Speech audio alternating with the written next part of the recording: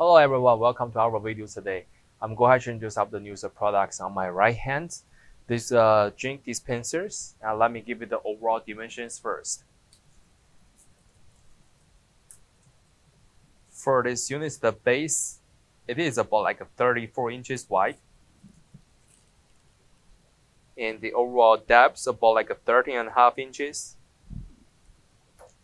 And the overall height, including this top handlebars, it is about like 22.5 inches tall. So we can see the unit is coming with 3 containers, and for each containers they're holding about like two gallons.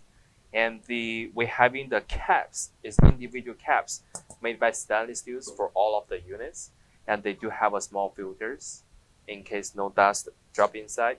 And they also do having this one, a stainless steel cups, and the cylinders you can put ice inside to keep the temperatures and put it back. So this one is really easy to clean. And the front faucets, they have a 2-way to open it. One is push down to holding it, and we will twist it another round and can just push one time as more drops you want. And the major body was made by plastics, and the bases, they do have a small filter trees. You can just simply remove it and clean it.